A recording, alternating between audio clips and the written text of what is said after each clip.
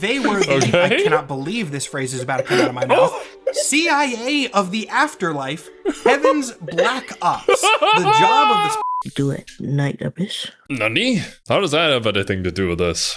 He said, let's do it. Let's do it, Night Abyss. Oh, God. But anyways, hello everybody, and welcome to the next lore deep dive that we're gonna do here. There was this one commenter who said, you know, I love how all of your Marvel lore videos kind of seem to flow into each other, and it's a natural evolution of things. Well, here's your curveball. We're doing Ghost Rider today. This is a personal interest of mine. I've always thought Ghost Rider was really freaking cool. That said, I didn't know anything about Ghost Rider. I do know a little bit now, though. After watching the death battle between Spawn and Ghost Rider, I remember a few details from there.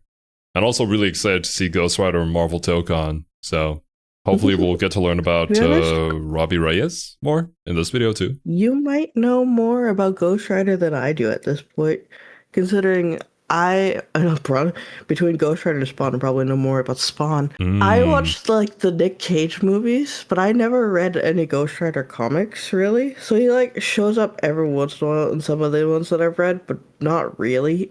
He's pretty separate even from a lot of my comics that I read. I honestly don't know that much about him or any of the Legacy Ghost Riders. Neat. Yeah, I'm pretty intrigued by the character simply because it has more to do with like the supernatural horror side of the Marvel universe, and that's my sort of cup of tea. That's super up my alley too, so it's kind of surprising I never dug more into Ghost Rider. Well, today that's gonna change.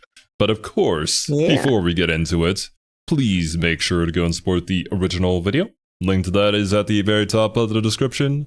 Like always. Not every superhero is out purely to save lives. Sure, that's a big part of it, but sometimes evil requires a more direct approach. A more hands-on approach, a deliverer of karma, if you will. I was actually having a conversation with Argoth the other day, where we were talking about like, you know, what we would do if we met somebody who was like evil and what our stance is on that. If you were someone like Spider-Man, you'd save everybody, right? Because Spider-Man believes that people can change. I am not that good of a person. Genuinely, I think there are some people who, if they didn't exist, the world would be a better place. And if I am the one to deliver that karma, then so be it. I don't want to be, but if I have to be, then I will. I see. Maybe that's why I'm not a superhero. And a spider didn't bite me. I'm probably more on Spider-Man's side of things. But Spider-Man, I've never heard of this hero before. What does he do? Does he shoot apple cider out of his fist or something? Yes. And wherever this irredeemable evil lurks, that is where the spirit of vengeance shall ride. Yeah. Ghost Rider is a very iconic Marvel character who's taken a lot of different forms over the years, but despite all of these iterations, most of us still have a general idea of what Ghost Rider's deal is. He is a demon-possessed biker with a cool ride and fire powers who punishes sinners wherever they may be. It is a very cool concept and a pretty simple one at its core, but Ghost Rider is a very magical character, and magic in the Marvel Universe is not a simple sphere, especially for somebody who's been around in that sphere for over 50 years. So what's Ghost Rider's deal? What are the... Oh yeah, when we were learning about like the history of Marvel, Ghost Rider was like one of the OG ones too. Back during the era where a lot of like the supernatural comics were kind of taking off. In-universe explanations for these incredibly strong powers and the demonic forces behind them. That is what we're going to be diving into today. Hey guys, Sir Superhero cutting in to the Sir Superhero video. When I started recording this, I was young and pure and innocent, and I thought that this was going to be relatively easy, like a nice 40, maybe 50-minute video in line with my usual length. I was incredibly wrong. I knew Ghost Rider lore was convoluted. That's why I wanted to do the breakdown video on how exactly the character works. I had truly no idea just... Yo! Riding Mammoth! Let's go! I'd love to have this in any video game. Please. That'd be so how cool. insane it was going to get until I actually started researching. And before I knew it, what I thought was going to be a normal video blossomed into a new feature-length one. Hooray! Hooray! Today, I'm going to be talking about Ghost Rider's origin, and Ghost Rider's origin, and Ghost Rider's origin, and you can see where we're going with this. And then I'm going to talk about Ghost Rider's powers, and Ghost Rider's powers, and Ghost Rider's powers, and so on. For being a character that you can elevator pitch as Demon Biker and then leave it at that, there's layers to this, and those layers fight each other constantly. Just like an ogre. Yeah. It seems like a simple concept on the surface, but considering this is a 1 hour and 42 minute long video, yeah, I can only imagine how complex we've gotten, or like how many different origin stories we've had for the Spirit of Vengeance. Because it isn't necessarily one person, right?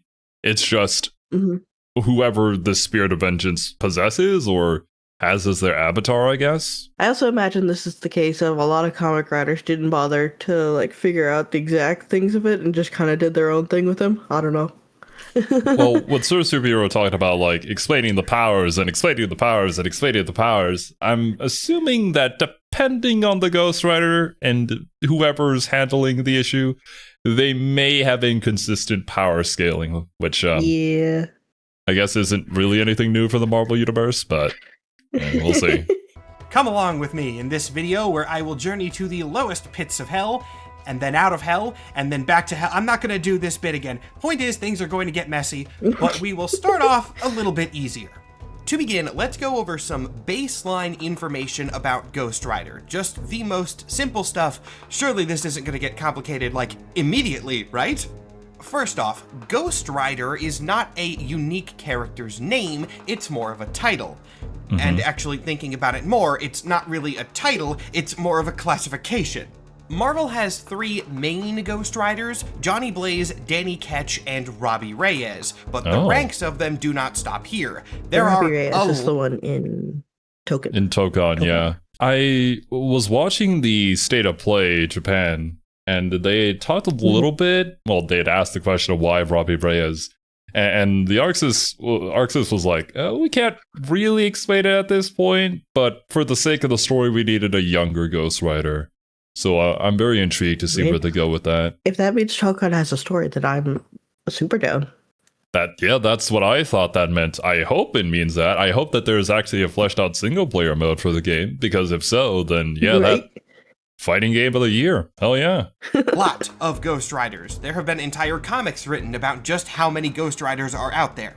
The characteristics of individual riders can vary quite a bit, but they do have a connecting thread. Wait, is that a dinosaur Ghost Rider? Hell yeah! Look at that! Top left. My G. Yeah, I see it. The T-Rex. Between them. So, if you asked me to answer the T-Rex in ride simple like a terms, motorcycle? what is a Ghost Rider, I would say a Ghost Rider is someone empowered by a magical being called a Spirit of Vengeance. This raises another question immediately: what is a Spirit of Vengeance? And if you asked me that, I would say that a Spirit of Vengeance is a type of magical being that empowers a Ghost Rider. If you think about how those two answers interact with each other, you can see a problem arise immediately. This Spirit of Vengeance problem is like the core reason why Ghost Rider lore is so convoluted.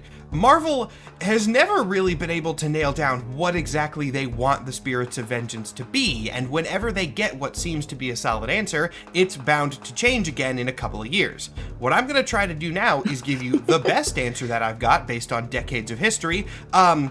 It'll probably change again, but I'm going to do what I can. I'm going to start piecing all this. It really feels like a chicken and egg problem.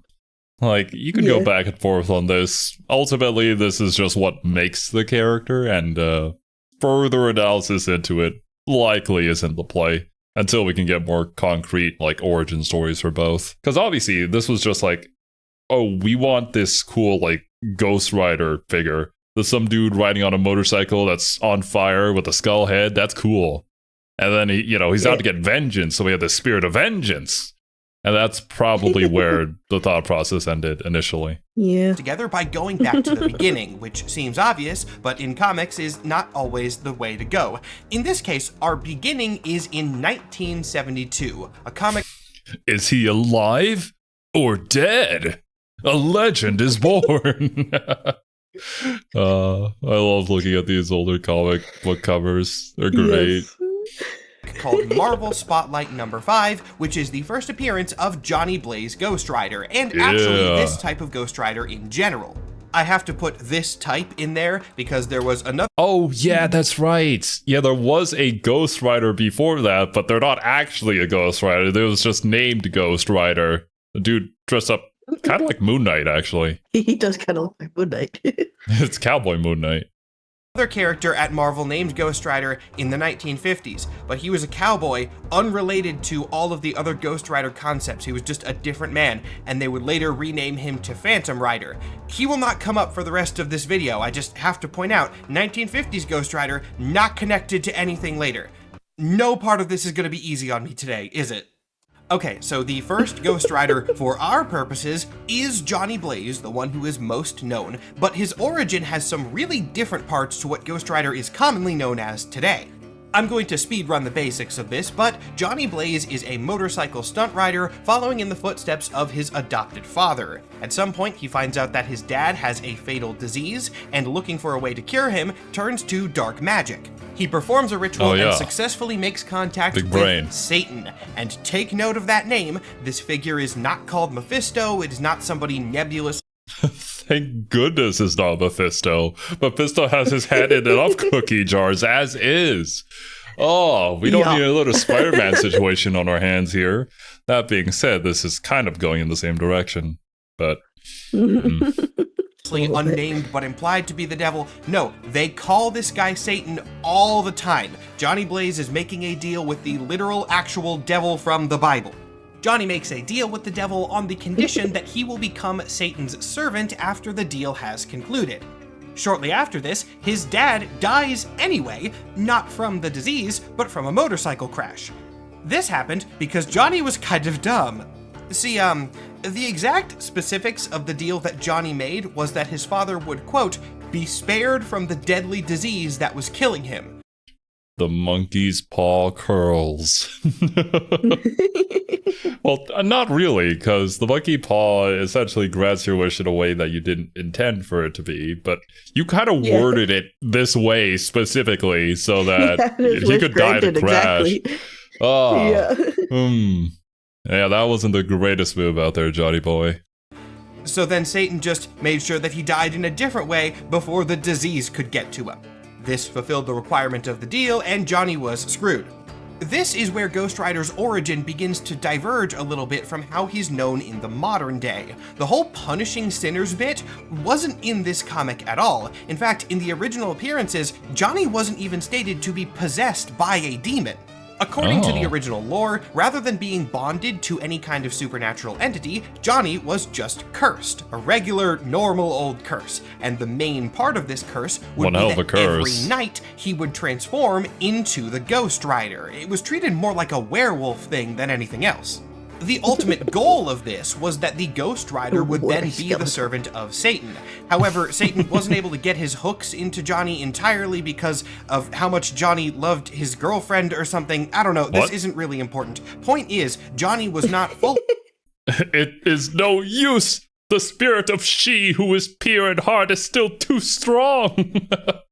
As long as her love is his, I cannot possess his soul. Therefore, it is up to you to remove this barrier. Oh my goodness. Was this like the first Disney movie ever? True Love's Kiss can break the curse? Under Satan's control, but he would still turn into this demonic form. The rest of these few issues are not then about Ghost Rider serving Satan or punishing sinners. Instead, they're about Johnny going on the run from that. He just bike rides across the country, turning into a monster at night, and using his weird, ill-defined demon fire powers to fight crime on occasion. Satan chased him down all the while, sending monsters and minions to break Johnny's spirit so that he could reclaim his soul. And for the last few issues of Marvel Spotlight, that was Ghost Rider's whole thing. It wasn't a terribly complicated concept, he was just a cursed biker riding across the country being chased by the devil. Here's the thing though, Marvel Spotlight was an anthology series. It would change focus characters every couple of issues, and was often a way for Marvel to test out new ideas with the fans. This one was a hit with the fans, to say the least, and Ghost Rider immediately... I'm shocked. How could it not be? A dude with a flaming skull riding on a flaming motorcycle? Hell yeah! It doesn't matter what day and age you introduce this. Oh, actually, if you introduced it a little too early in human history, you'd probably get branded as a witch or something. But anyways, nowadays, it's really freaking cool. I like the concept a lot. He got his own self-titled comic, which ran for 80 issues. This is where we get to see Ghost Rider's powers get developed a lot more. The comic changed the nature of Johnny's curse in 3 big ways, which I will present in, let's call it, order of relevance. First off, the trigger for Johnny's transformation shifted entirely. Originally, he would turn into the Ghost Rider at night, every night, outside of his control. Now, in this comic, he would still not have control over the change, but rather than happening every night, Johnny would automatically turn into the Ghost Rider whenever he was in the presence of danger. This seems to just be a way to use him in a lot more superhero stories and not have to have those superhero comics always happen at night. Fair enough. As for more lore-affecting changes, the Ghost Rider comic also started to slide Johnny's origin away from actual religious figures, changing the devil that he had made a deal with from biblical Satan to Mephisto. God damn it. Yeah, I'm not shocked. Mephisto always finds his way, man. He is just the guy that you look to whenever you need somebody to be the big bad. Ugh. Now, I get why Marvel did this. I completely see I why understand they wouldn't why, want one of their rising star superheroes to be canonically empowered by the villain of America's biggest religion. But the introduction of Mephisto is the first thing that really complicates Ghost Rider lore. Remember, when Johnny's original deal happened, I drew specific attention to the fact that it was not just a nebulous, unnamed devil, it was named character Satan. And so what this canon shift established is that it was Mephisto pretending to be Satan, which is weird. Boy. See, Marvel as a universe doesn't often dive into which religions are correct or wrong, again, for very understandable reason. Yep. All of them are generally present. There are a lot of gods and a lot of cosmic entities out there, and the general rule is just kind of hand-waving and saying, if you're in the Marvel universe, whichever religion you believe in the most is the one you will be judged according to. Well, not to get too far into it in real world religion, obviously, but as a Buddhist, that's kind of what we believe in as well. Like, enlightenment is the goal, and however you want to reach that goal is purely your choice. Like, every religion is, I don't want to say viable. It kind of is, in a way, but like, it is your path to walk, is more so what we believe in. So that's why we don't go around telling people to go convert to Buddhism or whatever. If you want to, you can, but like, just find your own way. Unless you're like a really bad person, then you're gonna go to some form of hell regardless. This makes enough sense, right? Probably best that the writers leave it there. So why do I call it complicated for Ghost Rider purposes? Well, it's because under this system, biblical sense demons and angels do exist in the Marvel Universe. Satan is a character who will show up on a lot of occasions. So this means that Mephisto, one nebulously religious demon entity, was pretending to be Satan, a more defined religious demon entity. By this status quo shift, Satan does exist, but Ghost Rider is no longer connected to him. All of that has been retconned. Ghost Rider was cursed by Mephisto. Right now, this is not too complex. Trust me, I'm bringing it up now because it's going to get a lot worse in a bit. Holy cannoli. I assume this definitely was more so due to the times as well. Like, we do actually have Satan as a character in the Marvel Universe, so they probably had to change it back then because it would probably have some sort of negative connotation to the character if that was going to be the origin story at the time. There is a time, and I assume pretty close to whatever this was, that there were a lot of people who would freak out over anything and call things demonic, like D&D, Pokemon, Yu-Gi-Oh! And I'm like, I wouldn't be shocked if that had a major influence here. That's exactly what I was thinking. It was certainly a time, and I still would have loved to see somebody from that era who really believed in that stuff. Like, they thought Pokemon was like a game made by the devil, if they saw Shin Megami Tensei, would they actually have a heart attack? I need to know. Well, see, the thing is, though, they didn't actually play any of those games. They just labeled them as such and said, don't touch it. I know, because that was my mother. No! What can you do? So some people, whenever they reason themselves into a position, you're not going to reason them out of it. That is their choice, so just leave them be. Yes, all of that was still just the second one. Oh boy. The third big shift is that this is where the demon possession angle gets established. Right towards the end of this series, the comic establishes that Johnny's powers don't come from a regular curse. Rather, what had specifically happened to him was that Satan, who was actually Mephisto, had bonded his soul to that of a demon named Zarathos. The origin of Zarathos as a character is well developed right from the jump. I thought a lot of this would be established later, but no, the original Ghost Rider series gives us this whole story in Zarathos' first appearances. Zarathos was not simply a lesser demon, not an underling of Mephisto or anything like that. Rather, Zarathos was a very, very powerful demon and an ancient rival of Mephisto. Ghost Rider issue 77 shows us Zarathos centuries ago with his own cult that's just sort of nebulously indigenous American and Mayan and Aztec all jumbled together. It was the 1980s, they weren't doing their research when it came to cultural representation, so oh well. Mephisto is pissed off that Zarathos is gaining power because whenever souls are sacrificed to Zarathos, they get devoured and thus don't go to Mephisto's nebulous hell realm where he believes he has some sort of claim over them. So he ends up tricking Zarathos, defeating him, and imprisoning him in a crystal. Zarathos' physical form is trapped there, but as long as Mephisto has the crystal in his possession, he can direct Zarathos' soul to do whatever he wants, and frequently uses him as a tool or pawn. You can kind of guess where this is going. The original deal Johnny made resulted in Mephisto bonding Johnny Blaze's soul to the soul of Zarathos. Before we move on, I have to call back to something I said 10-ish minutes ago, which is that a Ghost Rider is someone empowered by a spirit of vengeance, and a spirit of vengeance is a being that empowers a Ghost Rider. So does this mean that Zarathos is by definition a spirit of vengeance, and no, not yet at least. The term Spirit of Vengeance actually barely shows up in this original Ghost Rider series at all. The first mention of it I could find was issue 67, so fairly late in the run, and even then, it's not really a lore point, it's marketing.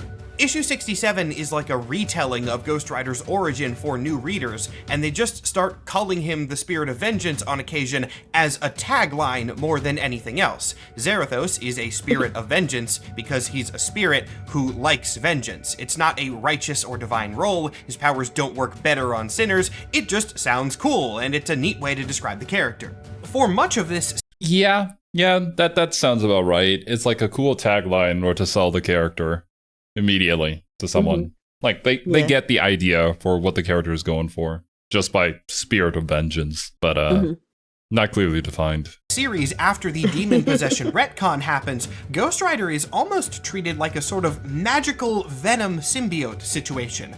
Johnny Blaze is a... Wait a minute, okay, maybe our selection of videos do flow into each other quite well.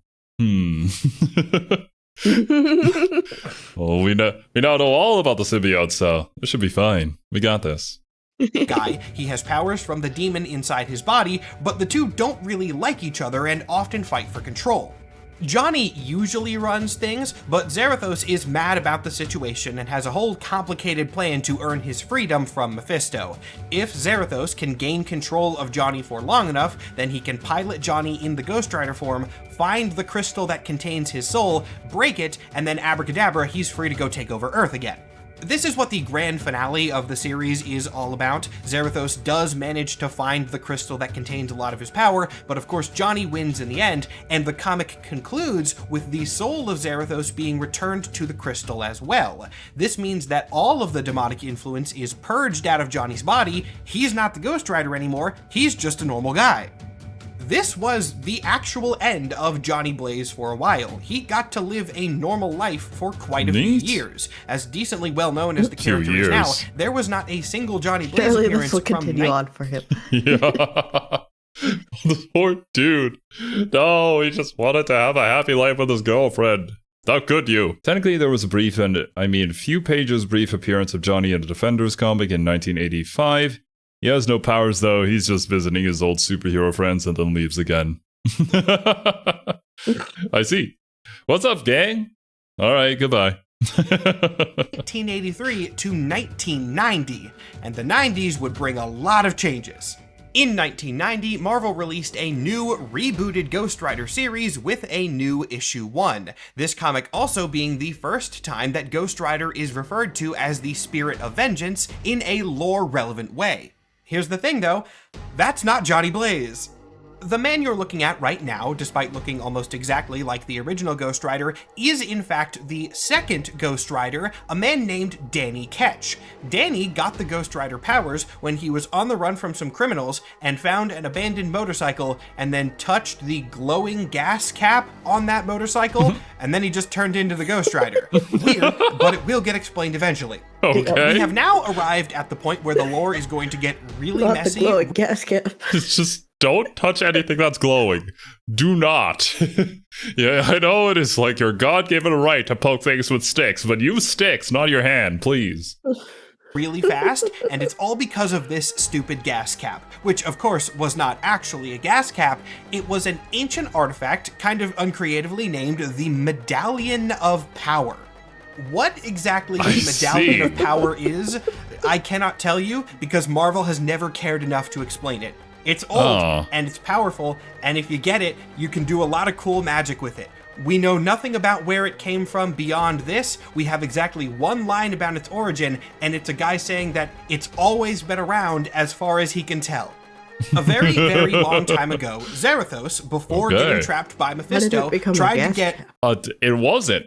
It just looked like it was a gas cap. It was just cleverly hiding on the top of the bike for some reason. Somehow.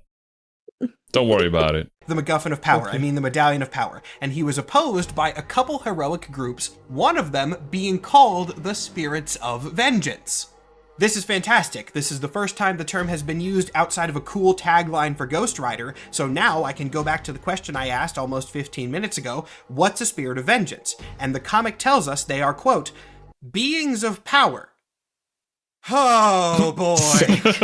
Thank you, Marvel, for that incredibly good bit of background. That's gonna help me out so much. Anyway, the comic goes on. It does not elaborate on who the Spirits of Vengeance were, but it does say that they fought Zarathos, and as a consequence of their battle, them and Zarathos were somehow sealed inside the Medallion of Power.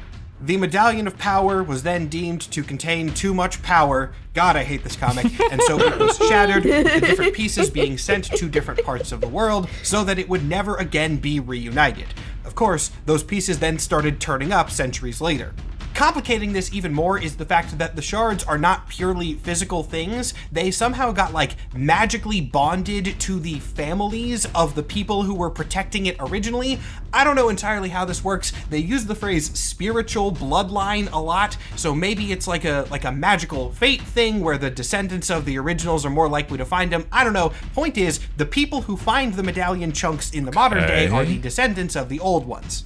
Danny was one of these people. He was the descendant of one of the original Spirits of Vengeance, a guy named Noble Kale, and so when he touches the medallion chunk, it activates the spiritual bloodline powers within him, and he gets the Spirit of Vengeance power as well, turning him into the Ghost Rider. So this is an entirely different origin for the rebooted Ghost Rider, right? The Spirits of Vengeance are a new thing. They seem unconnected to Johnny Blaze and the original Mephisto Satan curse. Seem. But seem is the key word here, because remember, I very briefly said... Until someone goes, but we must connect them. But wait, there's more. Yes, and... Zarathos wanted the Medallion of Power too. So I'm going to present the timeline of this as best I can here. You're going to have to bear with me.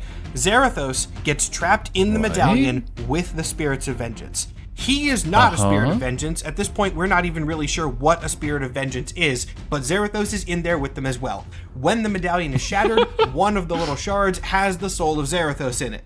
The cult that worshipped Zarathos from the original Ghost Rider comics, they were able to contact him because they got that little medallion chunk somehow. Okay. Then Zarathos started eating souls, Mephisto got mad at him, Mephisto imprisoned Zarathos, and I guess in the process also got the medallion chunk, though how is never fully explained. So Mephisto now has control of Zarathos. Fast forward centuries, the original Ghost Rider arc happens, Mephisto, pretending to be Satan, bonds Johnny Blaze to the soul I'm still of Zarathos. following. Yep. Now, a question gets raised, right? Because the shards of the medallions are supposed to be bonded to the spiritual bloodlines of the original protectors. So, like, why does Johnny Blaze get it? Well, this comic also reveals that Johnny Blaze and Danny Ketch are long-lost brothers. Yeah, that's the level of lore. Yes, a classic. Con we're working with here. They're doing a secret brothers trope. At this point, Marvel has kind of reconciled the origins of the two Ghost Riders. We have the Spirits of Vengeance now. They are ancient magical souls and also Zarathos, which are bonded to these medallion chunks, and if their descendants get the medallion chunks, then they get Ghost Rider powers. Okay, so yeah, we do somewhat have a system going here, and we have the opportunity to explain more about these things.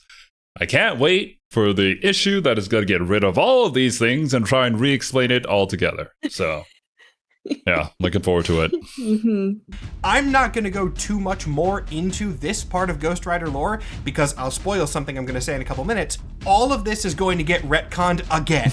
Now, around this same time, there was another comic coming out in the Ghost Rider sphere. This one was a crossover between the two people who had held the name previously, and it helped to establish a lot of this era's lore. The book was called Spirits of Vengeance, but you'll note, it's not called Ghost Rider's Spirits of Vengeance, it's called Ghost Rider and Blaze. Remember, Johnny Blaze is not a Ghost Rider at this point. At the end of his comic in the 80s, Zarathos gets trapped again, Johnny is no longer possessed, he does not have superpowers. He leads a normal life for a while, but then when a new Ghost Rider shows up, he gets involved again. Johnny originally tries to kill Danny because he thinks that this is Zarathos returned, but then no, he finds out the new Ghost Rider is not Zarathos, the whole Spirits of Vengeance thing gets revealed. This is why they need the Secret Brothers trope, because Johnny doesn't have Ghost Rider powers, and so they need to tie him into the story and give him a reason to be magically connected to things. If you think all of this is complicated bullshit, no, we are just now beginning the descent. The original Spirits of Vengeance comic is crazy. If you think Johnny gets his Ghost Rider powers back at some point, no. He does get powers, though. He becomes a cyborg. Johnny Blaze is a cyborg now for some reason. They also introduce another Ghost Rider character around the same time, a guy named Vengeance. But not Johnny Vengeance, like the others, is a descendant of the original Spirits of Vengeance, and he gets his Spirits of Vengeance powers because he makes a deal with Mephisto. So they're still doing that. What? They have not removed that from the equation. They're just doing... Wait, but everybody else gets a medallion. Why do you make a deal with Mephisto? Nani? And his name is Vengeance, right? Another Spirit of Vengeance? Yeah. But what even is that? Why was it given to you by Mephisto if it was supposed to be from the medallion? Both at the same time? I, for the life of me, do not know why they decided to write this the way that they did, because it is baffling and it's really hard to explain succinctly. They should have just retconned the whole thing, but they didn't do that, so now I have to try to explain it. Here we go. At this point, the Ghost Rider powers canonically do not come from Mephisto. You do not have to make a deal with Mephisto to get Ghost Rider powers. Danny Ketch never did that. He got his powers just because he's a descendant from the right bloodline, and so he can get the Spirit of Vengeance abilities. Johnny and Vengeance also have Ghost Rider powers. Their powers also come from their bloodline. But Mephisto tricks people into giving him their soul for powers that were already supposed to be theirs by birthright. The comic's words, not mine. So these guys are like always destined to get the powers. That's going to happen regardless. And then Mephisto just like sneaks in and makes a deal with them, and then they get the powers they were originally going to have, and Mephisto also gets their soul in the process. So he kind of just like hijacks the whole thing. Bro, Mephisto is an entrepreneur. You gotta learn from this man. Oh yeah. He knows how to He's make got deals. that gaslight gatekeep girl boss energy. He was the original girl boss gaslight gatekeeper. Point is, Mephisto is no longer a necessary part of the Ghost Rider process. There was originally he's just Satan, there to and take then they advantage of retconned it. Satan into being Mephisto, But he's and then they happy to be a retconned part of Mephisto. it if you let him. He's happy to get more souls, I guess. He loves them souls. Into being someone who didn't need to be here. He is still here, he's just not actually important. And need I remind you, at this point, we still aren't even sure what a spirit of vengeance is, actually. They're definitely demonic, I can still say that with some certainty beings of at this power. point. But the comic originally just described them as beings of power, and then the medallion thing, and Yeah. Zarathos again. What more do you Danny need? Ketch's spirit is also later revealed to be one of his ancestors, a demonically empowered ancestor, sure, but like someone who was a mortal man originally. The spirits have not been described definitively, is what I'm saying, and the thing that will eventually describe them definitively changes everything completely. There is one element of this era that really builds the foundation for the next era of Ghost Rider lore, and that is the Penance Stare. Now, I'm going to talk a lot about how this power works in a later section of this video, but I do need to address it briefly now. The Penance Stare is Ghost Rider's vengeance ability. First used by Danny Ketch, the quick way to explain it is that he can hurt people based on how evil they are. But during the whole death battle between Ghost Rider and Spawn, Ghost Rider tried to use this on Spawn, and Spawn was like, I eat this for breakfast every day of my life. So it didn't really work out. Yeah. There's been a few people it hasn't worked on, but God, I love Spawn. I think another person was Punisher because he didn't actually feel any regret for all the things that he's done. Something along like those that, lines. Yeah. But I think it would be sick if we had a Ghost Rider in Marvel Rivals and he had like a CC ability that was like Penance Stare. Or it could do like dot damage to somebody based on the amount of damage they've done to others or something like that. Could be neat. That could be cool, yeah. Yeah. Looks into their eyes, he judges their sins, and that determines the strength of the attack. The addition of this ability cements Ghost Rider as having the punishing sinners theme. That was something that did exist in the character at this time. Now, with that established, we are at a turning point in Ghost Rider lore. Actually, I think you can split up this character's lore very definitively based on before and after the arc that I'm about to tell you. So, before we get there, I do want to add one more thing. I think it would benefit us to just recap everything up to this point. I'll keep it quick, don't worry. Long ago, there were people called the Spirits of Vengeance. Some of them seem to be demons, some of them definitely are not demons. It's kind of unclear which is which, but the point is they were around and they were magical. They fought Zarathos over the Medallion of Power. All of them kind of lose because they get trapped in the medallion, which is then shattered. Thousands of years pass, weird bloodline magic starts happening. Because of this, several descendants of the original spirits, including long-lost brothers Johnny Blaze and Danny Ketch, start somehow getting chunks of the medallion. This gives them Ghost Rider powers. Occasionally, Mephisto will show up first and claim the powers come from him. He's lying. They don't come from him. They come from the medallion. Regardless of where exactly the powers come from or how they like that. That's such a funny plot point. He just kind of comes in, inserts himself. It's like, yeah, totally. I can give you those powers. Ignores the fact they're already their powers. That's just so funny. He just needs to put his hand into the cookie jar. He just wants to get a piece of the pie.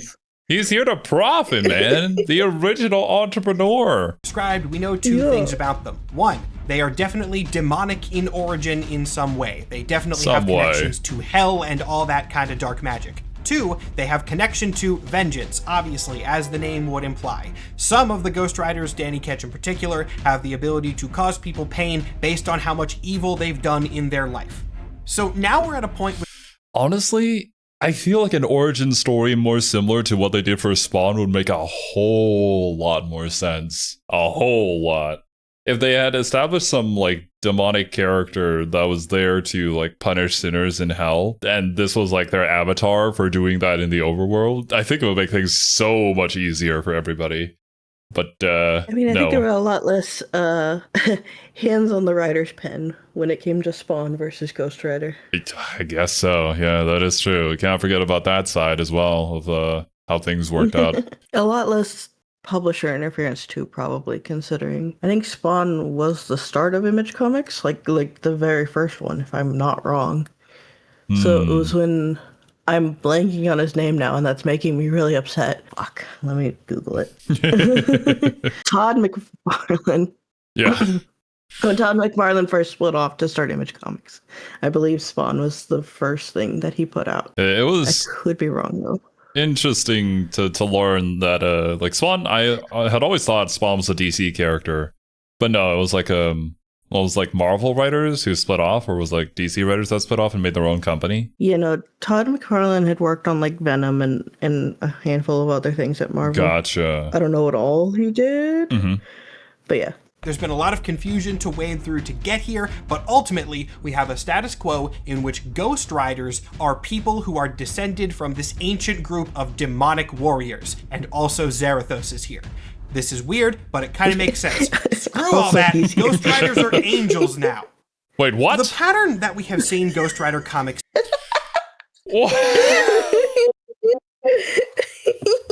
Why? Yes. We established that it has something to do with demonic powers, and then we just flip it? So now what are the spirits of vengeance? Why is Zarathos a part of this? He was just trapped inside of Johnny Blaze for fun? Mephisto was just also playing that game of like, oh yeah, you have the powers because Zarathos is inside you. Nope, never mind. I just put him in there for fun. He felt like he needed a roommate. Oh my goodness, this guy. times up to this point is that they explain lore by just kind of tacking new chunks onto the back of the timeline. This happens all the time. Johnny Blaze was originally just a guy who got cursed by Satan, but then you scroll the timeline back a little bit, oh wait, no, it was actually Mephisto. And then you scroll the timeline back a little bit, and no, it was actually Zarathos being manipulated by Mephisto. And then you scroll it back a little bit, no, there's a whole other layer with the Spirits of Vengeance again and again and again. There are actually a bunch more cases of this over the next 15-ish years, though I'm going to skim over them for your sanity and mine. You can kind of summarize all of these minor retcons as Marvel dancing around the idea that Ghost Riders were angels, but never really committing to it. The comics called Danny Ketch a cross between a devil and an angel, or something in between the two several times. They briefly refer to him as the Angel of Death, but they never really define what that means in a cosmological sense. They kind of put Ghost Rider at a midpoint and then leave him floating there. Though I say him, I should be saying them, because in the 2000s, the fact that there are two Ghost Riders becomes imminently relevant again. For most of the 80s and 90s, Johnny Blaze still was not a Ghost Rider. He would regain the powers occasionally, but for the most part, he was just a guy who had demon experience and knew about magic. Danny Ketch was the main Ghost Rider, and then there were others running around, but it was mostly Danny. So this whole aspect of the Ghost Riders being like angels and being an angel of death or whatever, in hindsight, I feel like this could have been a pretty easy tie-in into the whole like Marvel cosmology, where they could be like some sort of universal force that comes in to punish those who commit sins and whatnot. If you want to tie it in that sort of way, you could.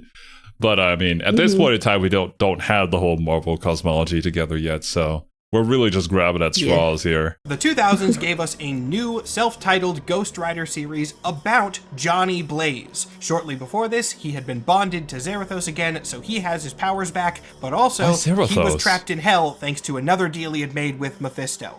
He wasn't in Mephisto hell, though. He was in Satan hell, like biblical Lucifer, Satan, devil hell, because for some reason, that version of Satan has to show up again. This one's not Mephisto pretending, now both of them are around. Point of this is that Ghost Rider lore has gone back to being a directly biblical thing, and the other side of that will make appearances shortly. Angels start appearing in this Ghost Rider comic, and the angels are scary. And as the scary angels start doing their things, well, there's a very nice little sequence that I can just read to you, which explains the big goal of this. In a rare bit of mercy towards me as the guy who has to summarize all this nonsense, issue 33 of this Ghost Rider comic gives us a definitive new telling of the origin of the Spirits of Vengeance. I mean, I say new, this is basically like the first time it's really been defined wholly, but yeah now it's going to be defined. So let's get into it. It started with the Flood. God Okay. We're going all in on the biblical. We have reached an era in human history where it's okay to start talking about these things in media now, where it's more acceptable. looked down at the earth and saw that the wickedness of man was great, so he sent the rains and washed everyone away.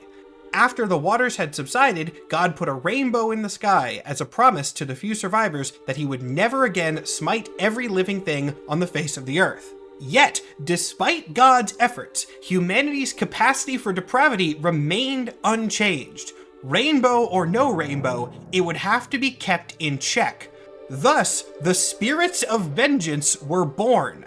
The spirits were a vestige of God's own power bonded to human hosts, and in charge of them was placed the trusted archangel Zadkiel.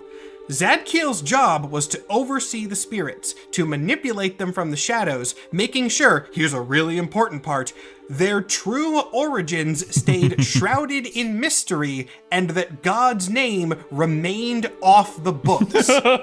Together, they were the, I cannot believe this phrase is about to come out of my mouth, CIA of the afterlife, Heaven's Black Ops. The job of the spirits of vengeance was merely to fight, to avenge the innocent and prune mankind of its undesirables. CIA of the afterlife. Heaven's Black Ops?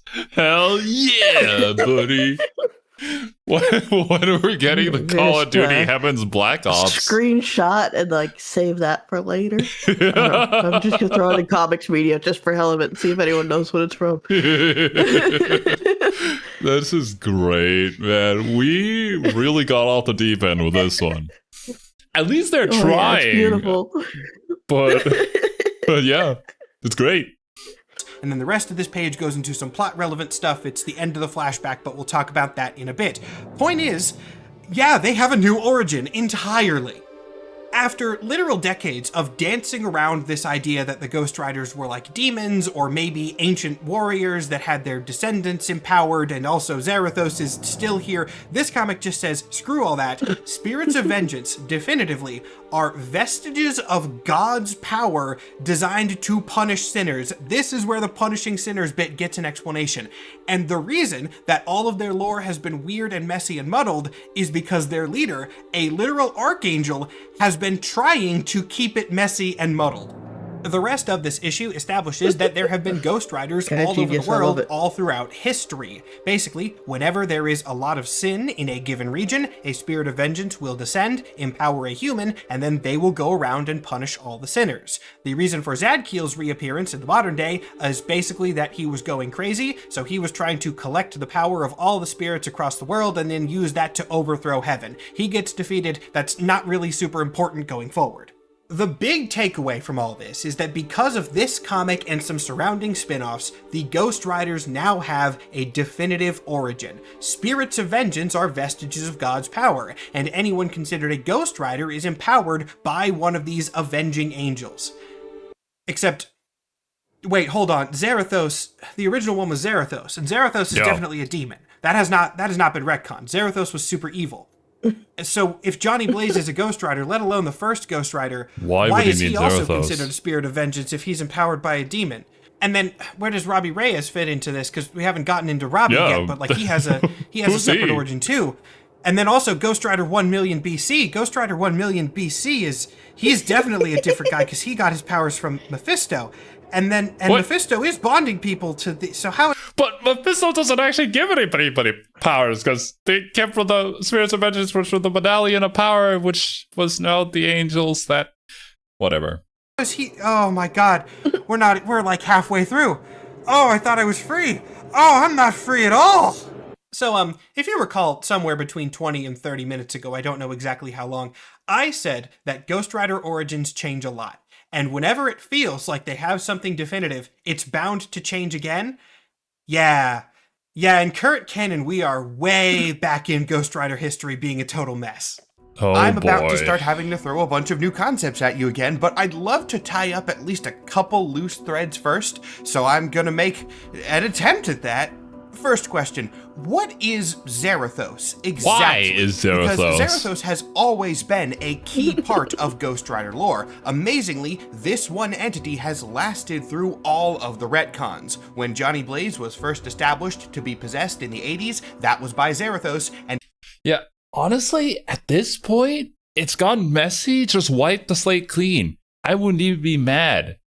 Just like, to get rid of the entire story with Johnny and all that. I know that they probably have instructions to try and make it make sense by recontextualizing things, but we're really adding layers upon this that aren't necessary. It's messy. It's super messy. I am glad I am not Sir Superhero trying to get all this together. it is still by Zarathos in modern comics. When Johnny has Ghost Rider powers, like 95% chance it's because of Zarathos. This means maybe we can use him as a sort of guiding star for Ghost Rider. As everything else around this character changes rapidly, Zarathos is always there, and so if we can follow that light, we can arrive at a good conclusion. In pursuit of this guiding star, I have read an ungodly amount of Ghost Rider comics over the last couple days, spanning 50 years of real-world history, all trying to find an answer to these lore questions. And guys, let me tell you, I have no fucking idea what Zarathos is. Look, if you're new to this channel, welcome. But if you've been here for a bit, and especially if you've watched my other feature-length videos, you know how big of a deal it is for me to say I don't know the answer to something in comics, especially something that's relatively major to the character. Oh yeah, with the amount of research that a superhero clearly does on everything, the fact that he can't come with a conclusion on this one means that they really messed up. That they don't, the writers don't even know. I would fully believe that he sat down and read every Ghost Rider comic in existence and exhausted every option before saying, I don't know. I mean, he quite literally picks out specific lines from comic issues, so you would have to be reading every single one of them, but then being able to pick them out in order to add them to the video. So yeah, that's kind of a shame, though we don't even know what Zarathos is supposed to even be. We haven't even decided upon that yet, and I'm assuming even in like current day comics, we don't really know. But yeah, guys, I got no clue, and I think it's because Marvel also doesn't know. The official origin of Zarathos from the 80s Ghost Rider, where he was a rival demon to Mephisto, has never officially been retconned. They don't acknowledge their rivalry actively much anymore. However, it is still referenced indirectly. There's a whole miniseries from just a year or two ago. It's like one of those rivalries where they started out kind of as equals and one surpassed the other so significantly that they just don't view the other as the rival anymore, but the other one's still holding on to it like, my rival! They're like, get away from me, you flea! Yeah, unfortunately at this point Mephisto has his hands on many, many souls, and Zarathos is just kind of not gotten any time at all in the spotlight. He doesn't even know what he is anymore. So maybe he originally was a demon rival, and now at this point he's actually becoming a spirit of vengeance, whatever that is supposed to be. Not sure. Called Ghost Rider Final Vengeance, where the whole concept stems out of the fact that Mephisto still controls Zarathos. Moving forward, the first mentioning of the Spirits of Vengeance made it very clear that Zarathos wasn't one of them. The spirits also existed, and then Zarathos was a demon who just got wrapped up in their magic. But then when the angel reveal happened, they very explicitly said that Zarathos was an angel, even though that didn't line up with anything else. Since then, he's been described as a demon, or an angel, or a Spirit of Vengeance as a separate secret third thing, and there's as many appearances of one thing as there are any of the others. For every comic that says something, another one will contradict it almost immediately. And look, despite my job being piecing together complicated comic book lore, I try not to be pedantic about it, right? I'm willing to let rule of cool be a thing and just have the character be what he is. Besides, the line between fallen angel and demon is so blurry that it might as well not exist. The issue is that the inconsistency does not stop with the actual lore itself. The personality and even just general vibe of Zarathos also changes just as much. Sometimes he is written as a megalomaniacal demonic supervillain. Other times he is a more righteous force who only wants to punish sinners. Sometimes he hates Johnny Blaze and doesn't want to be bonded to him. Other times they refer to each other as two halves of the same whole who are connected forever and are fine with that. We are Venom. Yeah. Yeah, this is very clearly a case of whatever the writers need him to be, he's going to be that thing. Zarathos has never been clearly defined as a character or a personality or anything. He is just a means to an end. It's a shame. I couldn't, like, with, like, powers or, like, plot points or whatnot, it's like, okay, sure, I get that. But when it comes to, like, characters, I feel like that's much more of a shame. Like I said this before with Sentry too, right? When they just kind of use him as the Deus Ex Machina, I feel the same here. It's like, I feel like with a character, you should give it a little bit more consistency. Like, it feels bad to just write it off as, like, whatever the writers needed in that moment. But that's clearly what it is, which is too bad. Yeah, this could have been, like, a different sort of Venom and Eddie situation, where there was a complicated relationship between the writers and Zarathos. But yeah, at this point in time, he's just Zarathos. That's really all that you can define him as, just by his name. Character at all, and is just represented as like a nebulous magical force that inhabits Johnny's body, but not one with a present personality. The first issue of Ghost Rider Final Vengeance is narrated by Zarathos, so this being's independent personality is a very important thing. We get to see him talking and hear his feelings on how the Ghost Rider stuff works. And then in the comic immediately before this, Zarathos doesn't talk at all and isn't even referred to as Zarathos. Johnny just calls him the Rider all the time. This is still Zarathos, to be clear. I am 100% certain of that. They just don't call him by his name for reasons I can't He doesn't even have his name, Zero. God damn it! I literally just said you can identify him by Zarathos. Come on! Oh man, now he's just reduced to Rider. He's gonna join Fate now. He's gonna go for the Holy Grail War. This has all been leading up to that. Ghost Rider would be a sick writer, though. He would. Honestly, I don't even care if I. Oh yeah, 100%. The concept is cool.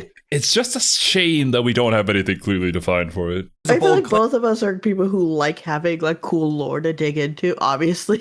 Yeah. That's why we're here. A character can't just be a cool concept, and that's fine. It doesn't need like a long running consistent lore. But man, if it doesn't make it more interesting and more fun for me. I think there obviously is going to be a spectrum when it comes to stuff like that, where it's like, I can appreciate, like, say, a more complex villain who maybe has, like, actual good points to what they're doing and is a little bit, you can sympathize with them a little bit. On the other hand, I also just like full straight out villains who are just evil for the sake of being evil, and they're there for the audience to hate them. It really depends on how they're presented and how they interact with the protagonist of the story, the hero of the story. In cases like this, they don't even fit on the spectrum. I don't even know what to think of Zarathos or like how the powers work or what the spirit of vengeance is. I can't define. Just make it like pure evil that is being channeled into good, or pure good that is meant to look evil. Just decide on one thing at least, and then we can work from there. It doesn't have to be complex. We just need to know what it is. But currently, we don't. For somebody who researches these books for a living, but I think Zarathos may be the most inconsistently written Marvel character that I have ever seen. Not just because his lore and personality changes constantly, that kind of happens for comic book characters. I accept that. It's just made worse by the fact that it is never explained. Most writers who get their hands on Zarathos seem to just treat the spirit of vengeance as whatever they need for the story, and so he appears completely differently every single time. It's interesting because don't they have like editorial to make sure that characters stay consistent? I think Marvel doesn't even care how Zarathos is portrayed anymore. Yeah. He's just not a character that is within their catalog at all to keep consistent. That said, Marvel is like, I'm sure that there's someone in there to do that, but there are plenty of times where they have not fact-checked a writer coming in who has done some just completely different stuff. Yeah, yeah. I'm sure there are many other cases for even higher profile, like superheroes and villains. So yeah, I don't know what Zarathos is. I have no idea. And don't worry, this video's got a lot more content left in it. I'm gonna be able to bring this around to a nice conclusion. But for the specific question of what is Zarathos, I do not have an answer. It's just kind of whatever. But I gotta move on. There are other threads that I can pull on. The Medallion of Power, that's another big one. There was the whole thing where a bunch of spirits were trapped in the medallion and then they were connected to bloodlines, and that's why a bunch of modern Ghost Riders were getting powers. Bloodlines. How about that? Is that still true? Because it hasn't really been referenced recently. After looking around for a bit, I wasn't sure about this. I could not find a comic that explicitly retconned the original Medallion of Power story, so I kept poking, and I eventually ended up on the Marvel Wiki, where I found a great little note. It was in the wiki entry for Wiki. I love any wiki, but I am intrigued to see what this is. I have a feeling that the Marvel Wiki maybe just has like a little thing saying Marvel forgot about this. Or something along those lines. Zarathos, not the medallion itself, but hey, that's great. Maybe we can get some more info on Zarathos as we go here. It says, in Ghost Rider Volume 6, however, it was revealed that the Caretaker story, Caretaker being the guy who told the Ghost Riders all this originally, was a complete lie, fabricated to hide the spirit's true origins as Black Ops angels in the service of heaven. Awesome, that's what I was looking for, so I clicked on the citation. I'm not going to stop my research at the wiki, and it told me to go to Ghost Rider Volume 6, issues 26 through 28. This is apparently where the definitive retcon of the Medallion of Power story is going to be. So I went and I read these comics, and they do not say that. Bruh. What actually happens several times in these issues is that Caretaker says he's going to reveal the truth or answer all the questions or other variations of that, and then those truths lead into the big monologue from a while ago about the Great Flood and the spirits of vengeance being vestiges of God's power and the whole angel retcon. That is the truth, but Caretaker also never says the medallion thing was wrong. The two stories don't technically contradict. It is entirely possible that the spirits of vengeance as a group were vestiges of God's power created in ancient times, but then a small group of them fought Zarathos and got imprisoned in the medallion, and the whole bloodline thing happened. So like, both can happen at the same time. It just adds another layer of complexity to this whole thing. Ultimately, this is just a case of classic comic book vagueness, but it was the kind of thing that I wanted to address just to hammer home how nonsensical Ghost Rider lore has been over the last few decades. The Medallion of Power doesn't really matter in modern canon. Its last on-panel appearance was in the year 2000, and that was only when Ghost Rider showed up in a Fantastic Four crossover, so it's not something that the current lore actively acknowledges, like, ever. So, in this section about tying up loose ends, I have tried and failed to do so twice. There's one more I want to attempt, and fortunately, this one is something I'm actually going to be able to resolve before throwing more loose ends onto everything, but still, I can at least check one off. So at least get some sort of resolution. I said a while ago that Marvel very rarely dives into which religions are correct or wrong, because that would be a very controversial thing for them to address. But also, not only is the lore of Ghost Rider directly biblical, it references the Great Flood. Like, Noah's Ark appears on panel in this comic. What's the deal with that? Surprisingly, the Great Flood does exist within the history of the Marvel Universe. It's amazing that that, of all things, is the part of canon that I can say with certainty, but yeah, the Great Flood did happen. It's just a bit more than typically described. The way that Marvel has decided to handle this is take the biblical flood and a bunch of other myths and stories, real and fictional, and kind of just smush them all together into one event known as the Great Cataclysm. The Cataclysm is Marvel's kind of hand-wave excuse for any ancient disaster that they need to. It is typically represented as being between 10 and 20,000 BC, though a more specific date has never been nailed down. And a lot of things are attributed to this one event. Most stories around the Great Cataclysm are vague, but kind of intentionally so, with the reasoning being that the event is just so old that there's not a lot of solid terrible way to handle that. We can just kind of include all the things and use this as a point of reference, but it's technically like ancient history, so it doesn't have too much of a bearing on what is currently happening. It'd just be like a starting point for many things. I don't mind that. Yeah, I agree. Records of it. Noah's Ark did seem to happen, but other storylines have attributed it not to Noah, but to the Eternals. The Eternals were the ones that made the Ark, but who knows if this story is actually relevant or not. Point is, there was an Ark. That's a different vibe. Don't remember exactly when the Eternals got introduced. I'd asked a question actually during the whole like symbiote lore thing. Like, weren't the Eternals around? Apparently not yet, when they initially had invaded Earth and the whole like symbiote dragons were wrecking everybody, and then Thor came down to help. I think they were like asleep, something like that. But interesting. Yeah. Okay. And that's enough. Yeah, I don't know Eternals. One thing that definitely happened because of the Great Cataclysm was the sinking of the ancient civilizations. Oh, of course, yeah. Just throw Atlantis in there. Easy clap. Sure, yeah. Atlantis and Lemuria into the ocean. Marvel blended the sinking of Atlantis and biblical flood into a single myth, which actually is pretty smart. Yeah. But what was the cause of the flood, right? That's what we're really here to figure out, because according to Ghost Rider, it was the Christian God. And this is probably not the case. We don't know exactly who caused the Great Cataclysm in Marvel terms, but it was probably the Celestials. There is a... You know, that would check out. That tracks. Yeah. The Celestials would pull some shit like that and then be like, okay, yeah, well, we'll see how it goes from here.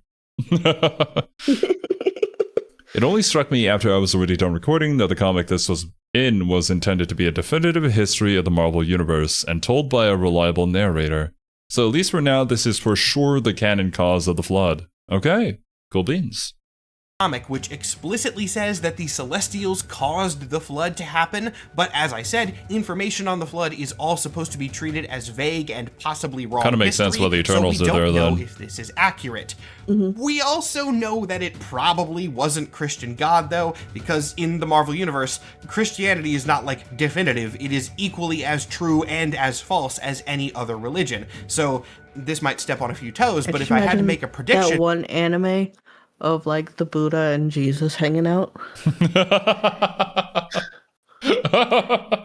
It's the most accurate depiction of the both of them, yeah. I don't know about Jesus, but the Buddha would just be pretty chill. He's a pretty chill dude. Yeah. He's like the chillest dude. He chilled so much he escaped the cycle of life and death. I would bet that the Celestials did it, and then Yahweh, like Marvel Christian God Yahweh, kind of like swooped in and took some credit for it, and then the spirits of... It's just like Mephisto. It's just like, yeah, I did that. Yeah, I'm here. Yeah.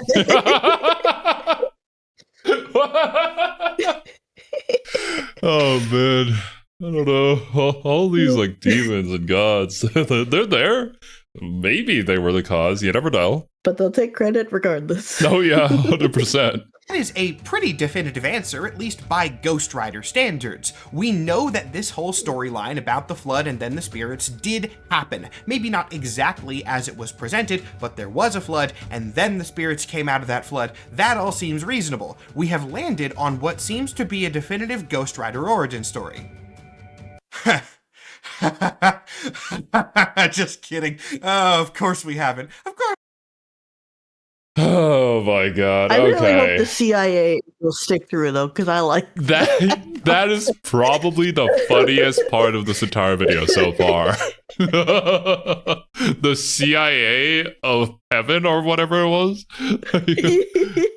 The CIA of the afterlife. Of the afterlife. The Black Ops of heaven, yeah. Okay. But before we get into this mind-bending twist that's about to happen again, I think we should call it here. My brain is fried, man. What the hell is going on with Ghost Rider? I wanted to know about the funny, like, skeleton man riding on a flaming motorcycle. How did it turn into this? What? We really shot ourselves in the foot there. But yeah, that's going to do it for this part of the video. Thank you guys so much for joining us. Hope you guys enjoyed your time here. Hope you have a wonderful rest of your day. And we will catch you guys for part 2 next week. Later, dudes. Bye-bye. Bye bye.